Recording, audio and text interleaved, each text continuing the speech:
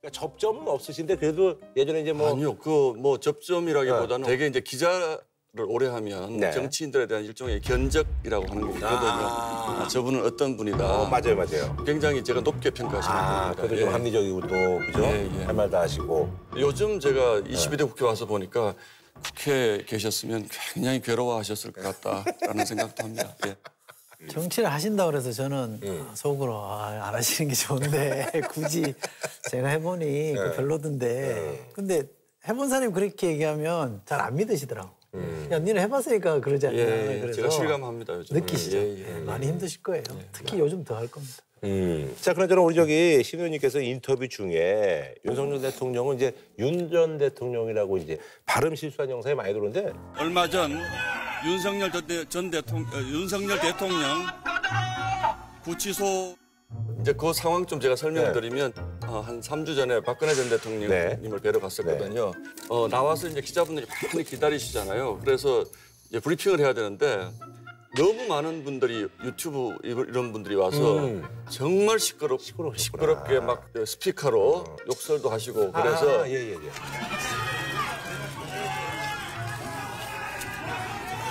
좀 해주세요. 예. 이거 너무 시끄러워서 들리겠나?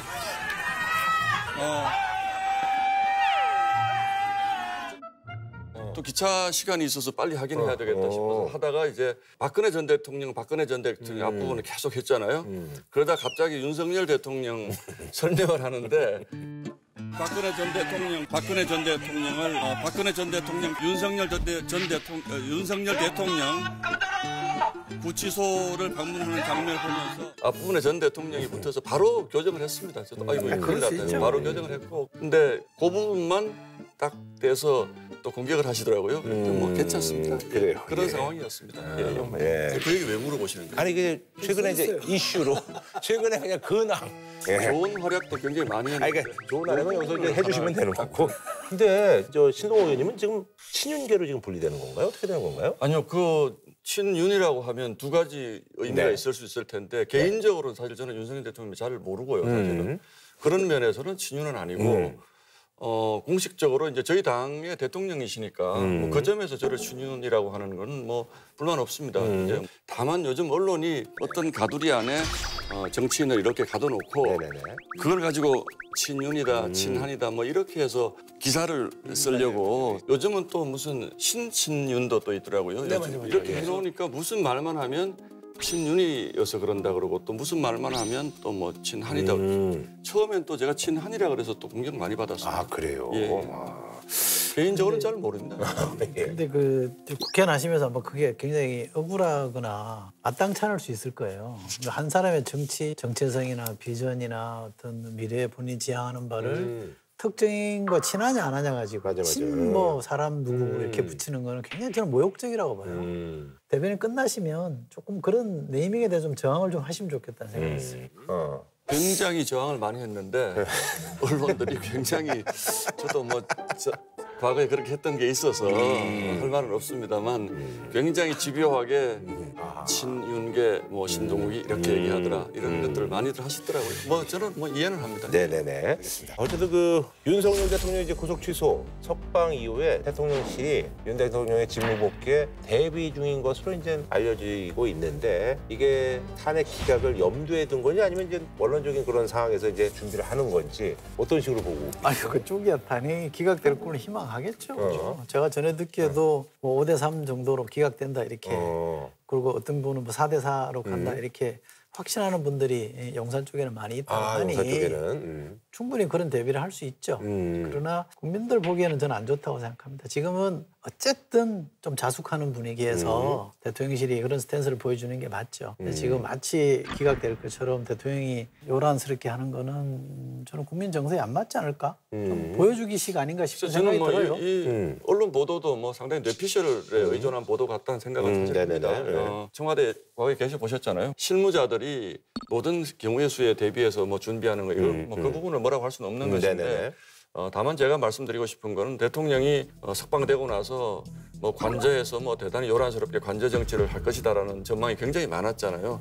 지금 용산 대통령실의 분위기는 하여튼 차분하게 지켜보자 이런 분위기고 실제로 지난 일주일 동안 저희 당 부대표, 원내대표하고 비대위원장이 지난 주일날 찾아가서 한 30분 차 한 잔 마시고 나온 것 이외에 대통령이 관저에서 뭐 이런저런 것을 준비하고 있다라든지 이런 것들은 없습니다. 예, 예. 뭐 그런 거 다 좋다니까요. 근데 문제는 일국의 대통령은 어떤 경우에도 국민을 분열시키는 언행을 하면 안 되죠. 대통령의 진짜 그건 고유한 의무라고 봅니다. 맨날 고유한 권한만 찾던데 대통 아닙니까? 통합할 때 통자예요.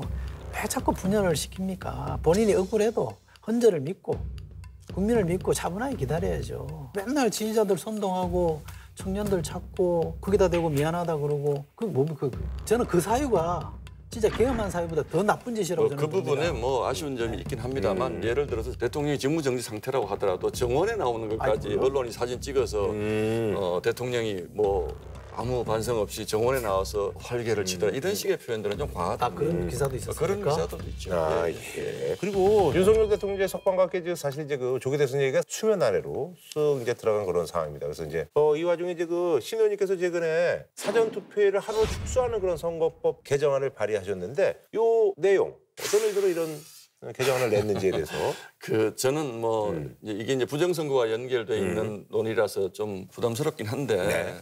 저는 기본적으로는 사전투표를 없애야 된다고 주장하는 사람, 예, 생각하는 예, 사람입니다. 왜냐하면 이게 너무 큰 불신의 씨앗이 지금 되어 있기 때문에 사전투표는 없애야 하는데 제가 원래 생각했던 안은 당일 투표만 하는데 오전, 오후까지 좀 시간을 좀 늘려주자. 뭐 이게 저는 좋겠다라는 생각을 했습니다. 그런데 아예 사전투표를 하지 말고 이제 당일에 왜냐하면 길게. 토일 투표를 하고 이제 본 투표를 수요일날 하잖아요. 근데 제가 선거를 해보니까 그 사흘이 굉장히 긴 시간이더라고요. 사흘 동안에 정말 많은 일들이 일어날 수 있는데 지금 추세를 보면 사전 투표가 본 투표보다 투표율이 더 높아지는 단계로 가거든요. 그러면 지금 우리가 대개 국회의원 선거가 뭐 2주일 정도 공식 선거 운동을 하는데 지금 법에 보장된 2주간의 선거 운동을 보장이 안 되는 측면이 하나 있고 이것 때문에 그 사흘 동안 투표함을 보관을 하다 보니까 뭐 그 사이에 투표지를 끼워 넣었다 이런 논란이 너무 많으니까 다만 또 며칠 전에 투표를 불가피하게 해야 되는 분들도 있기 때문에 이걸 없앨 수는 없고 저는 적어도 사전 투표는 최소화시키는 것이 좋다. 이게 제일 그래서 하루 정도로만 하고 근데 좀 말씀드리고 싶은데 저는 국회의원 할 때 선거일을 법정 유급 공휴일로 만들자라고 법안도 냈던 사람인데 지금 이제 법정 공휴일은 돼 있어요. 투표는 유권자의 관점에서 봐야 됩니다. 정당이나 후보의 관점이 아니라 국민의 관점에서 보면 이 편의성을 확장시키는 게 제일 중대한 원칙이고요. 전 세계 대부분의 나라에서 사전투표제를 하고 있습니다. 미국은 우편 투표제도 하고 있습니다. 미국은 땅이 너무 넓어서 그런 거죠. 우리나라만 지금 사전투표제 하는 게 아니에요. 그리고 실제로 우리가 사전투표 도입한 게 2012년에 법 통과시켜서 2013년 재보궐 때 시행하고 2014년 전국 지방선거 때 전국적으로 시행을 했거든요. 그 후에 투표율이 조금씩 많이 올랐어요. 전체 투표율이 올랐잖아요. 그러니까 투표가 민주주의 꽃이라는데 투표가 늘어나는 거는 긍정적인 방향이잖아요. 그렇다면 투표 기회를 저는 더 확장하는 게 맞다고 봐요. 근데 투표 후보를 언제 결정하느냐 이 시기를 보면요. 본선 당일 선거일로부터 한 일주일 안에 결정하는 사람은 24%밖에 안 돼요. 조사해보면. 20% 안팎이에요. 그 나머지는 대부분 그 전에 다 결정합니다. 24%가 적은 숫자는 아니 그러니까. 근데 24%도 마지막까지 고민하다가 당일날 투표하는 거예요. 그러니까 실제로 사람들 결정하는 것도 70% 넘는 사람이 일주일 전부터 이미 다 결정한다고 하는데 그걸 왜 굳이 기다리라고 하느냐라고 하는 것도 유권자의 관점에서 보면 안 맞는 얘기예요. 그래서 저는 이것만큼은 투표 기회를 늘려줘야 된다. 최대한 늘려서 많은 사람들이 투표할 수 있게끔 해주는 게 좋다고 저는 생각합니다. 꼭 이 말씀 드리고 싶은데 이게 왜 이렇게 됐냐면 과거에 이런 게 거의 없었어요.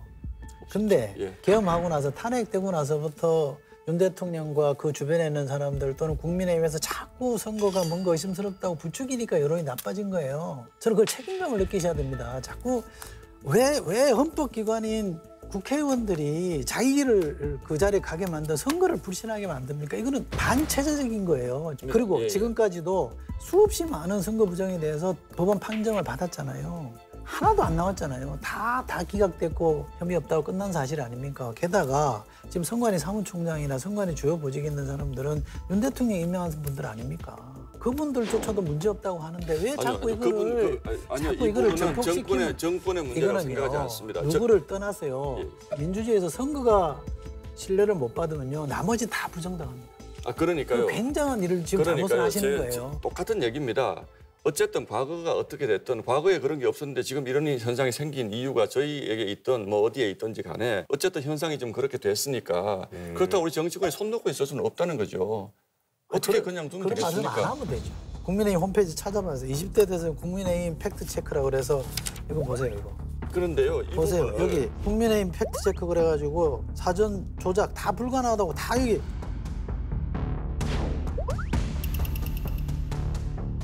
저희가 선거 부정이라는 이렇게 것은 얘기했어요. 저희 당의 공식 입장은 이걸 왜 선거 바꿉니까? 부정을 인정하지 않는다는 것입니다. 제가 드리는 말씀은 저희만 이렇게 주장을 하는 것이 아니고 이 정도까지 상황이 왔으면 다음번 선거에서 민주당이 또 비슷하게 되면 이건 우리가 선거 부정으로 졌다라는 이런 논란이 벌어질 가능성이 충분하기 때문에 이 부분을 제도적으로 보완하자는 취지입니다. 아니요, 그건 제도적 보완이 날 거라고 말씀하시면서 투표율을 줄이자는 건 아니 사전 보완이 투표를 아니에요.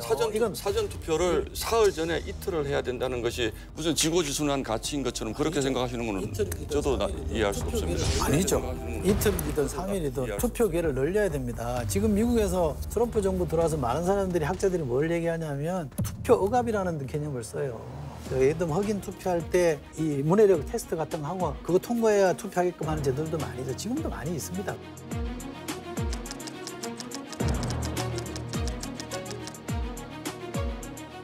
그러니까 우리는 가급적이면 투표는 투표자의 관점에서 편리하게 많은 사람들이 참여할 수 있게끔 기회를 늘려주는 게 민주주의 원칙이 맞다. 네, 알겠습니다. 제가 뭐 반박할 게 있습니다. 오늘 여기까지 하시죠. 자, 그럼 말이죠. 오늘 또 이제 트럼프 얘기를 좀 해봐야 될 것 같은데요. 지금 뭐 트럼프도 이제 사실은 이제 뭐 머스크 때문에 사실 이제 도움을 많이 받았는데 요즘 또 머스크 때문에 좀 골치가 아프고 그런 상황이죠. 1월에 한국을 이제 민간 국가로 지정한 것을 두고 바이든 정부 때 미국 에너지부가 우리나라를 민간 국가 리스트에 포함시킨 사실이 뒤늦게 확인됐습니다. 미국 에너지부에 따르면 민간 국가는 정책적인 이유로 특별한 고려가 필요한 국가를 뜻합니다. 민간 국가로 지정되면 첨단 과학기술 분야에서 미국과의 협력이 제한됩니다. 이를 놓고 윤석열 정부 들어 팽배한 핵 무장론 때문이라는 분석이 나왔습니다. 이제 더 문제가 심각해져가지고 자체 핵을 보유할 수도 있습니다. 무능한 윤석열 대통령과 정부, 무능한 여당이 초래한 외교 참사다.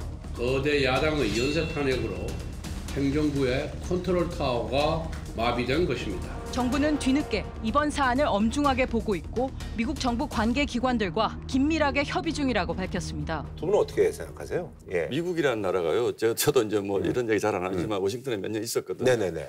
내셔널 프레스 브리핑 그 이제 외신 기자들 와 있는데 1층에 가면 프레스룸이 있는데 국무부 대변인이라서 가끔 브리핑 하거든요. 정말 미국이라는 나라가 대단한 나라인 게 전 세계에서 일어나는 모든 일에 대해서 다 압니다, 이 사람들이. 그리고 기자들이 뭐 수십 명이 와서 질문을 하는데 다 대답을 하더라고요. 그래서 저는 미국 참 국무 공무원들 대단하다고 생각하는데 저는 이렇게 생각을 합니다. 이 민간 국가라는 게 리스트에 올라갔다고 해서 너무 호들갑 떨 필요가 있느냐. 쉽게 얘기하면 계엄이나 이런 것들 때문에 뭐 한국을 민감하게 보고 있다 이런 주장도 하시고 제가 생각하기에는 이 민간 국가에 올라 있는 나라들이 우리만 있는 것이 아니고 뭐 미국과 굉장히 친한 이스라엘이라든지 타이완, 인도, 파키스탄 다 들어가 있습니다. 제가 보기에는 핵 보유국들이 들어가 있는 걸로 봐서는 지정학적으로 약간 좀 리스크도 있고 뭐 이런 데도 조금 약간은 좀 우리가 앞으로 핵 수출이라든지 이런 거 할 때 미국이 좀 잘 들여다봐야 되는 거 아닌가 이런 생각을 가지고 있는 것 같은 느낌은 드는데 이런 부분들을 우리 정치권이 앞장서서 이거 큰일 났다 이렇게 자꾸 할 필요는 없습니다. 다만 정부에서는 이 부분을 면밀히 볼 필요는 있습니다. 저는 그렇게 이렇게 한미동맹을 자랑을 많이 했잖아요. 이 정부 들어서. 지난 정부가 한미동맹을 망쳐놨는데 우리가 지금 다시 회복했다, 정상화시켰다 이랬잖아요. 한미동맹을 그렇게 자랑을 했는데 민간 국가의 부류 중에 하나로 들어갔다. 동맹국으로 들어간 건 우리나라밖에 없어요. 거기에 들어가 있는 나라는 예를 들어 우리나라예요. 캐나다나 일본 이런 나라는 아니다. 그러니까 우리나라가 들어가 있어요. 그러니까 예. 이거는 상당히 좀 심각한 사안으로 봐야 되는 것이고 그리고 미국이 민간 국가 리스트에 한국을 포함시킨 건 70년 한미동맹 역사에 역행하는 조치라 그 의미가 더욱 심각합니다. 비상계엄 선포 직전 대한민국이 지난 70년간 쌓아올린 모든 성취를 한꺼번에 무너뜨릴 수 있다는 얘기가 나왔었는데 그 우려가 현실이 된 겁니다. 트럼프 정부의 한국 패싱도 본격화하는 걸로 보입니다. 헤그세스 미국 국방장관이 취임하고 처음으로 인도 태평양 지역을 찾을 예정인데 여기서 우리나라는 빠진 걸로 알려졌습니다. 핵무장에 대한 논의를 주장하시는 분의 문제의식은 공감합니다. 그런데 이 건을 계기로 우리가 냉정해봐야 될 거는 이 과연 현실화될 수 있는 방안이냐. 막 국민들 상대로 합시다 했는데 정작 그 키를 주고 있는 미국은 너가 자꾸 그러지 마라 라는 지금 사인을 주고 있는 거거든요. 우리가 진정을 해야 돼요. 그리고 민주당 쪽에도 핵 잠재력을 준비하자는 쪽으로 지금 논의를 좀 틀고 있던데 그거조차도 지금 용납이 안 될 것 같거든요. 그러니까 미국이랑 원자력 문제든 핵 문제는 조용히 협상을 통해서 풀어야지 국민을 보란 듯이 엎어놓듯이 우리도 합시다 이렇게 얘기하는 거는 백해무익하다. 저도 100% 이 의견 그 점은 동의합니다. 우리가 이게 이번에 뭐 인정해. 개혁 때문에 전국이 불어서 이런 건 아니고 저는 그런 건 아니라고 보고요. 저는 이제 의견을 짚으신 게 이제 핵 관련해서 이제 우리 그걸 어떤 거라고 스탠스가 저는 이제 봐요. 저도 뭐 바뀌는- 그거일 가능성이 외교 정책상의 문제는 아니다. 연구소 보안 관련 문제다. 이렇게 심각한 문제는 아니란 식으로 정부가 해명했는데 그래서 오늘 그 보안 문제라는 게 뭐냐고 물었더니 그건 또 모른다는 입장입니다. 미국과의 견고한 동맹 관계를 강조해왔지만 정작 가장 필요한 설명조차 듣지 못하면서 대미 외교의 무능함을 드러냈다는 지적이 나옵니다. 여야 각 정당 의원들이 모여서 현 시국에 대해서 입장을 가감없이 얘기하는 시간, 서전 스페셜 여야의 밤 시간입니다. 자, 오늘 말이죠. 저희가 이제 그리고 윤석열 대통령이 이제 대선 캠프에도 이제 계셨잖아요. 근데 이제 지금 상황 보시면 좀 어떠세요? 저는 뭐 개인적으로 윤 대통령 처음에 민간인이셨을 때 차를 같이 옆자리에 같이 타고 석 달 갔어요. 각별하죠. 그리고 어떤 생각하시는지 알잖아요, 사람이. 그래서 참 마음이 여러 가지 생각이 듭니다. 그리고 어쨌든 저희가 잘했으면 이런 상황은 모면을 했을 텐데 반성하고 마음이 무겁다는 말씀 외에는 드릴 말씀이 없네요. 아, 예. 자, 이제 본격적인 알겠습니다. 그럼 뭐 이 정도까지만 하고요. 자, 헌재가 말이죠. 국가적으로 이제 가장 큰 어떻게 보면 이제 심판 사건이 이제 윤석열 대통령 탄핵 심판 사건이잖아요. 이렇게 되면 3월 중순까지는 결론이 나고 인용 시엔 60일 내 조기 대선이 이어집니다. 최재해 감사원장, 이창수 서울중앙지검장 등 검사 3명에 대한 탄핵안도 전원 일치로 기각됐습니다. 그 이유에 대해서 좀 분석을 좀 해주신다면. 네. 현재 내부 상황은 분석들이 다 틀려가고 맞는 분석인지 모르겠네요. 약간 서로 다 희망 회로가 너무 막 돌아가는 분이에요. 예. 사실 지금 검사 탄핵도 실질적으로 한 번 변론을 했고 감사원장도 한 번 했고 그러니까 그걸 담당하는 재판관 입장에서는 빨리 결정할 수 있는 기각하기가 좀 쉬웠던 사건이 아닌가 싶고요. 대통령하고 같이 탄핵 소추된 분들이 있죠. 법무부 장관이라든지 경찰청장. 이분들은 대통령보다 먼저 탄핵 소추 의결이 됐는데도 변론 기일을 뒤로 미뤘거든요. 그 얘기는 대통령 사건에 좀 더 집중하려고 하는 건 분명히 맞다.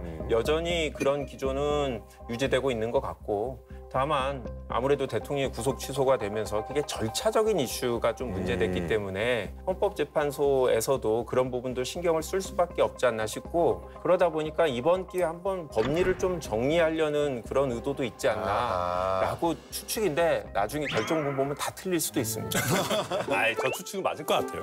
아마 한 문장 한 문장 한 땀 한 땀 열심히 쓰고 있을 겁니다. 이거는 뭐 당연한 얘기지만 박근혜 전 대통령 때에 비해서 제가 봤을 때는 탄핵 사유가 훨씬 더 명백하고 중대한데 그런데 지금이 어쨌든 국민 여론에 있어서의 대립은 훨씬 더 심각한 것 같습니다. 뭐 더 우리 정치의 양극화가 됐든 어쨌든 그런 상황이기 때문에 헌법재판소 입장에서는 탄핵을 인용하든 기각하든 그 뒤에 있을 국민적 갈등을 조금이라도 줄이려면 두 가지입니다. 결정문도 좀 잘 써야 될 것 같고 이왕이면 한 방향으로 8대 0으로 일치된 의견을 내고 싶을 겁니다. 이게 굉장히 국가적인 중대사 아니겠습니까? 그러면 기존의 박근혜 전 대통령 때와 마찬가지로 좀 반대 의견을 가지고 계신 분이 있더라도 일치된 의견을 내려고 좀 노력하고 있는 거 아닌가 그렇게 예상이 됩니다. 지금 이 대통령 이 문제는 있다고 봐요. 29번 그 과속해가지고 범칙금 나왔으면 야, 왜 29번이나 범칙금 내게 해? 라고 얘기하는 것도 저는 문제라고 보는데 저희 이제 조국혁신당 쪽에서 그 소추단의 법률 대리인으로 가 있는 분이 이제 서상범 변호사라고 계신데 이분이 탄핵 문어예요. 뭐냐면 별 문어가 다 있네. 그러니까 저희들이 그렇게 별명을 지은 게 구속 취소된 다음에 그렇게 별명을 지었던 게 비공개 회의에서 그렇게 얘기를 한 적이 이런 저런 그 이유가 있어서 혹시 판사가 이런 쪽으로 생각을 하면 구속 취소가 나올 수도 있다라는 얘기를 했어요. 다들 희망의 회로를 돌리고 있는데 그 양반이 갑자기 그 얘기를 하시는 거예요. 그래서 이제 엊그제도 한번 여쭤봤어요. 대리인 나니까 쭉 다 보셨잖아. 절차상 쟁점을 해소하기 위한 과정으로 보인다. 이렇게 얘기를 하고 그 탄핵 문화가? 네. 그러면 날짜를 언제를 예상하느냐. 이것도 물어봤어.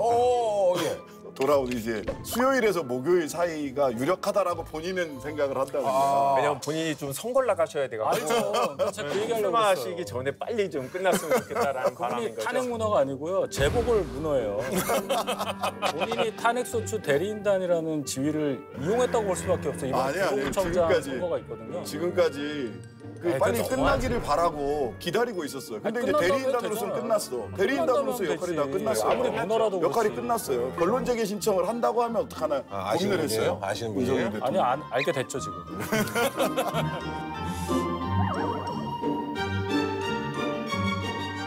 자, 어쨌든 뭐 그래서 이제 탄핵 선고가 좀 늦춰지고 있고요. 또 그리고 이제 윤석열 대통령이 이제 구속 취소가 돼서 이제 석방이 된 그런 상황이기 때문에 그래서 이제 김문수, 한동훈, 뭐 오세훈, 홍준표, 뭐 유승민 등등 폭폭을 넓히던 여권 잠룡들이 잠깐 주춤하고 있는 추세입니다. 이분들의 지금 어쨌든 전략은 잠깐 좀 숨고르기라고 봐야 되는 거죠? 이 결정적인 게 이제 윤 대통령 구속 취소가 됐잖아요. 그 윤 대통령이 또 구치소에서 나오실 때 굉장히 그 강렬한 영상을 만드셨단 말이에요. 그것이 지지자 그리고 또 보수 쪽 분들에게 많은 영향을 줬기 때문에 탄핵도 이거 기각이 돼서 복귀하실 수도 있는 거 아니야? 지지자들한테는. 예, 그렇죠. 네. 이 상황에서 대선 행보를 하고 있었다고 볼 수 있는 분들에게 행보를 계속 가속화하자. 시간 얼마 안 남았다. 이러기는 맞지가 않죠. 불경죄지, 불경죄. 그럼요. 지금 뭐 하면은 윤석열 대통령 완전 지킵니다. 그래도 홍준표 시장님은 계속 하는 듯한 느낌이에요. 그분은 자기는 시장 생활하면서도 계속 대선 준비를 해왔다라고 하면서 본인이 하는 건 해도 된다라고 하는데 다른 후보군에 대해서 이렇게 인간 말종이다 이렇게 독설까지 하고 있다 보니까 다른 후보들이 전혀 국민들한테 전달이 안 되고 홍준표 시장님이 다른 후보군들에 대해서 강하게 비판하는 것만 이렇게 전달이 되더라고요. 그래서 그 얘기 듣고 가만히 있으시면 안 되는 거잖아요. 홍준표 시장님은 네. 최근에 전담 취재하는 분들하고 만찬하는 것도 갑자기 취소를 하고 요즘 이제 또 상황이 탄핵 기각 가능성을 좀 높이 보신다 이런 얘기가 있어요. 아, 그래요? 예, 그래서 하신 말씀이 이거잖아요. 복귀돼서 윤 대통령이 다시 일을 하시더라도 조기 대선은 확실하다. 맞아요. 이걸 붙였잖아요. 그게 그 얘기입니다. 그 국민의힘 후보 대선, 조기 대선이 있을 수밖에 없다라고 내심 생각하지만 불경제 때문에 바깥으로 말씀하지 못하는 많은 분들은 지금 깝깝할 겁니다. 사실은 다 윤석열 블랙홀에 빠져들고 있는 거거든요. 소위 윤석열 대통령을 지지하고 뭐 이거 막아야 된다라고 한남동 관저 앞으로 갔던 아스팔트 우파 이분들의 눈치를 볼 수밖에 없는 이러면서 자꾸만 오른쪽으로 그쪽으로 향해 가는 겁니다. 이렇게 되면 제 가장 큰 문제는 뭐라고 보냐면 제가 이 책 소개를 해드릴게요. 또 책 갖고 왔는데 그러니까. 어떻게 민주주의는 무너지는가라고 하는 책을 보면 민주주의는 어떻게 허물어지는가 이 책을 보면 합법적으로 허물어진다. 민주주의가 무너지는 조짐은 어디서 나타났냐. 후보를 가려내는 역할을 내던진 정당.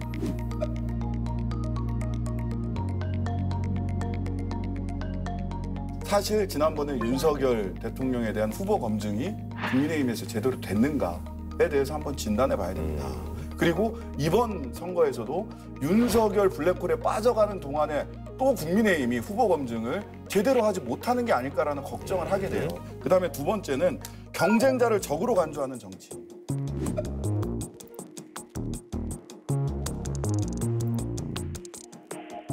다 무슨 뭐 홍준표 시장님도 당내 경쟁자들조차도 굉장히 그 심한 말로 비판을 할 뿐만 아니라 윤석열 대통령은 다 뭐 좌빨 이렇게 지금 얘기하고 있는 거 아니에요, 야당들이. 그 당도 이게 그렇게 하시던데요? 어느 당이요? 내부에서? 어느 당이? 다 아시잖아요. 대통령이 그래서 우리는 총 들고는 안 가요, 그래도. 총 들고는 안 가, 비판은 하지만. 예. 이런 민주주의 후퇴 조짐들이 있는데 윤석열 대통령이 바깥으로 나옴으로 인해서 저는 국민의힘이 후보를 검증하고 경쟁자를 경쟁자로 볼 수 있는 쪽으로 움직이는 힘이 굉장히 힘들어졌다라는 게 사실은 걱정돼요.